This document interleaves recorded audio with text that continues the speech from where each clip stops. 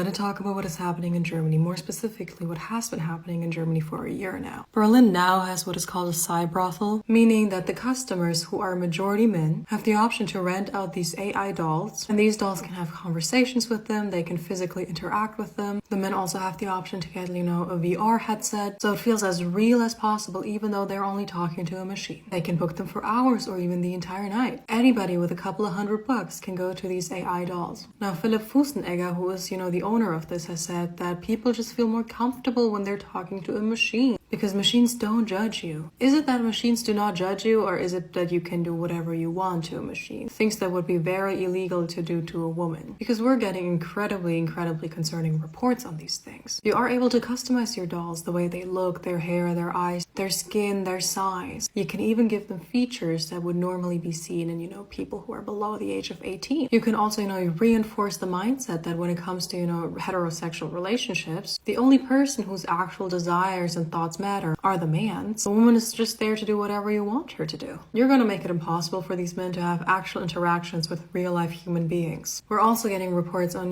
men asking for dolls with injuries, with blood, asking to do incredibly horrific and violent things to these dolls. Things that could land them in prison if they were to do that to an actual woman. But hey, that is just fantasy. It's not reality, right? We have never seen men who are interested in these types of things and who are consuming this type of content online or now in real life with these types of dolls actually targeting and being violent towards real life human beings, real life women. That has never happened before, and it will definitely not happen here. It is all just about, making sure men have a place where they can live out their depraved fantasies. Because God forbid a man is ever judged for wanting to be violent towards a woman, for wanting somebody that looks like a minor, for wanting a woman covered in bruises and injuries and blood. You should never judge a man for that. That's just the way they are, right? Also, they are saying, their workday begins with a doll shower, which just sounds like the nastiest things ever because they...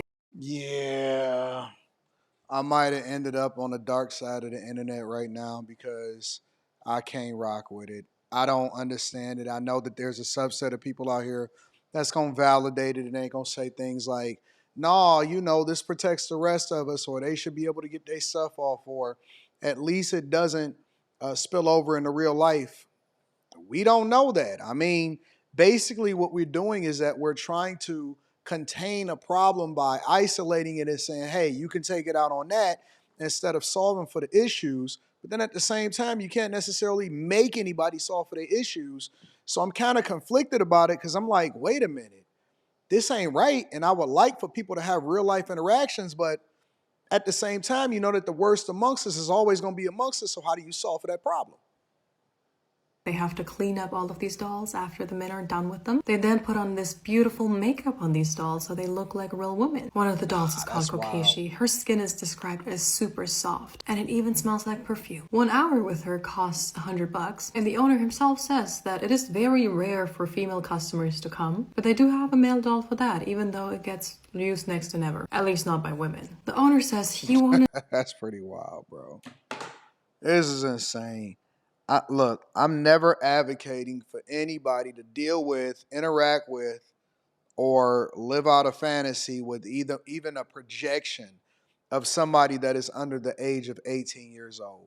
When you start talking about all of this other stuff, it just gets wild. And the fact that usually this type of stuff starts off in other countries like a Germany, right? And if there's ever a need to be filled, which I don't believe, and I'm sure that at some point there's going to be a version of it over here in the United States of America. I don't believe that we as a society here in the United States of America should validate this behavior. I'm not a fan of legalizing selling box. I'm not a fan of what we see happening on OF.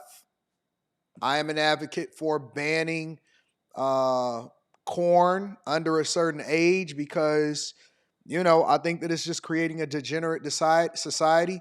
At the same time, I think it desensitizes us, but I can't necessarily tell people what they can and can't do with their own bodies and their own household. But at the same time, it seems like the ages of the people that's getting caught up in this whole situation is younger and younger.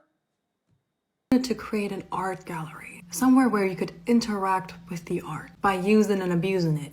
That is the way you're supposed to interact with art. He says, after a few minutes, the doll adjusts to my body heat and then it's very comfortable. At first, this was supposed to be temporary, but it got more and more popular. The way Kokeshi, welcomes these men is by saying, hi, I am Kokeshi. I'm an intergalactic being. It's my cosmic mission to bring the intercourse of the future to the Earth. The person behind the voice is a real life human being. There's a camera and she can see everything that is happening, so she can also react to what is happening.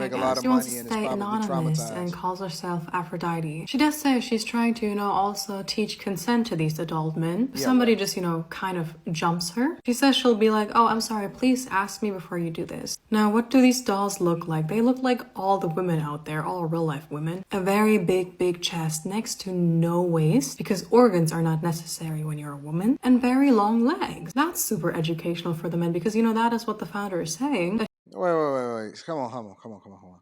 When you going in there for this, nobody is trying to get an education. Everybody is trying to profit while at the same time have some kind of interaction and transaction take place. Let's be clear. He wants the men to be free to explore and to also maybe learn something out of this. Now they're going out and learn to cry, not yell, and also very unrealistic proportions. He does say that the people who manufacture these dolls are white men. We know. It is quite obvious, but thank you. Now, as I said, there's also a VR element to this. It's so you can imagine a woman that looks the way you want her to look in whatever situation you want her to be in. But then you also have the option to actually touch something in real life, aka the doll. We have the options to do so many things with, modern technology. But in this instance, it was chosen to, feed men's addiction to adult content, unrealistic ideas about women, and also make them believe that certain, fantasies that are definitely not okay are okay.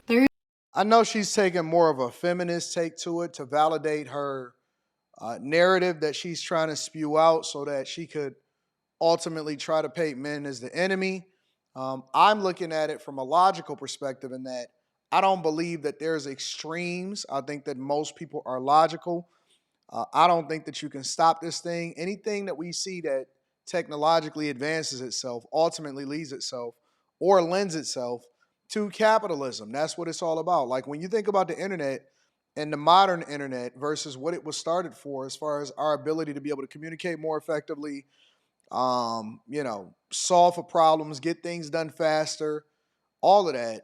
And what it's evolved to, the most profitable parts of the internet are sexual. That's just the truth. The most profitable parts of the internet is sexual. The most capitalized parts of the internet is social. And I think that, although it's made life easier, it's made us being able to communicate more effectively. We can solve for things. We see the growth of AI, but I think that everything eventually gets used more for bad than it does for good. Is there some good in it? Of course there is. Is there going to be a yin and a yang that comes along with it? Of course there is. How bad it becomes? I don't know. It depends on the society that we implement it in. If it's over in Germany, here in the United States, I have no idea. But we're going to find out. We definitely going to find out. Y'all let me know what y'all think about these Cybrothels in the comments. Make sure you tap into the Patreon link is in the description. Also, Teach Henley, 40% off your first order plus 20% off for life.